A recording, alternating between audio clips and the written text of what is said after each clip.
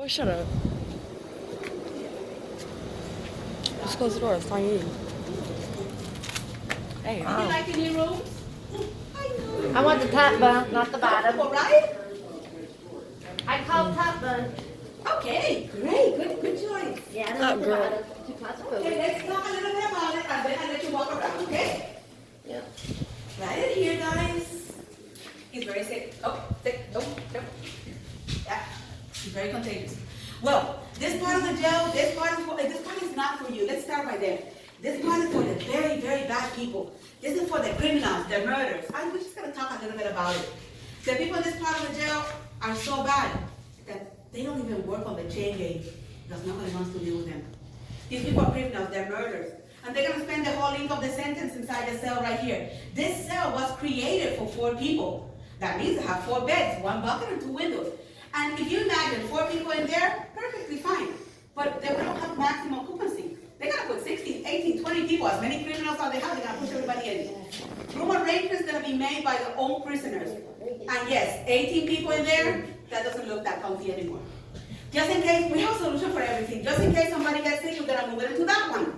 If they get better by themselves, lucky them. Otherwise, we do call the doctor, but it's just for the paperwork, to have a little signature, expired. If the birdcage doesn't work, sir, don't worry, we have plan B. That one right there. It's called solitary confinement. There is no bed and no bucket. They're going to put the prisoner in there 2 days, 2 weeks, or maybe a whole month. Guys, the first few days, the prisoner's going to be talking to the rats.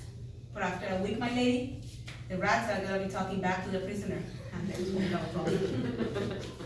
Then we have this last cell here. Do you like the view? Nice, right? Very nice. You can actually see the gallows from your own room. That one is called death row. They're going to walk the prisoner from this one into this one, 30 days prior to their execution. The people in this part of the jail, remember, they don't work because nobody wants to deal with them.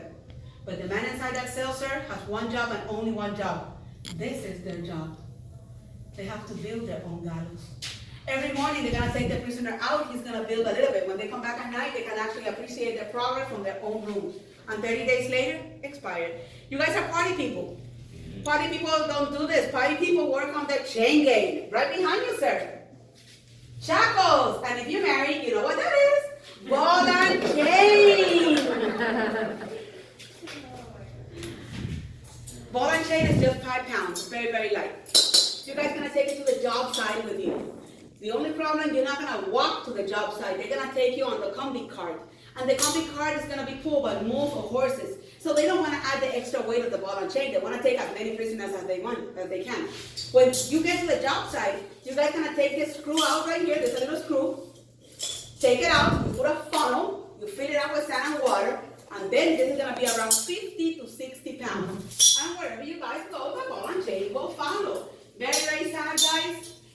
One size fits all. And this looks like made for a child, by the way. Beautiful, beautiful picture, right? Oh, yeah. I know you will love it. Look at that. Well, this is one of the only pictures of the official picture of the execution right here in the state of Florida. As you can see, 1906, 1920, doesn't matter the year, 2020. You're not allowed to take a picture of execution. What makes this picture a legal one or official is this man right here, well dressed, and the other man on the other side. They are doctors. They're brain doctors, and they came all the way from New York. These are fancy people. They want to run an experiment. They want to know after somebody is hanging in there, they want to know for how long their brain will keep processing information. In 1906, sir, we don't have that much technology. So this is what they decided. After the prisoner is hanging, the doctors are going to approach the guy and they're going to try to ask questions. If the man can answer questions after being hanged, that means that there's some activity up there. Believe it or not, the state of Florida agreed with that. Believe it or not, this man right here, remember the man sitting on the bench, our cherry? There he is. He also agrees with it, and he agrees to be in the picture. They gave Mr. Sim Jackson very simple instructions. Sim Jackson, you're going to be hanged, remember? Your neck is going to be broken. You're going to have a noose on one side. Your head is going to be all wrapped up in a hoodie. You might not be able to talk, but use your hands that God gave you. If the answer to our question is yes, open and close your hands once. But if the answer is no, open and close your hands twice. They dropped the man. These 2 doctors approached him. The first question was, are you alive? Can you understand something that we're saying? Believe it or not, guys, St. Jackson opened and closed his hands. Maybe he was not completely alive, Yeah. but he was not completely dead. That man there was some kind of brain functioning.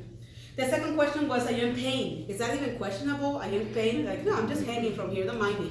Yeah. He opened and closed his hands again, but this time, guys, he hold his fist really tight for 10 more minutes. When they dropped Mr. Sim Jackson, there was a lot of commotion up there. It's not like they care anyway, but they didn't really check the noose. The knot for the noose was not tight enough. So instead of being like on the side behind his ear, it shifted to the front. So even though his neck was broken, his airway was completely open. He didn't die from the drop. He suffocated little by little until he died 14 minutes later. State of Florida. I don't know if you guys are all for Florida, but we take forever to do whatever we're gonna do. This was in 1906. It took us all the way to 1912, 6 more years. But then we move on to something more comfortable. A little bit on the crispy side, but it was a little bit better. It's called the electric chair. You just sit down and they do the rest. You're just uncomfortable. Guys, take a little look around. Take a little look around, and then we go to the kitchen. For this one, use your flashlight, kind of creepy. And if you look inside there, guys, on the walls, there's names. The people used to scratch the name and the day of their execution on the walls. Kind of creepy. You're not supposed to go inside. I just said it. Please stay outside and don't touch anything. Guys, you're not listening.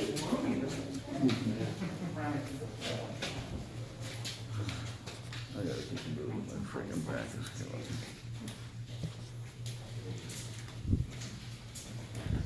Flashlight, flashlight. Interesting. Yeah, kind of creepy that one. But this one.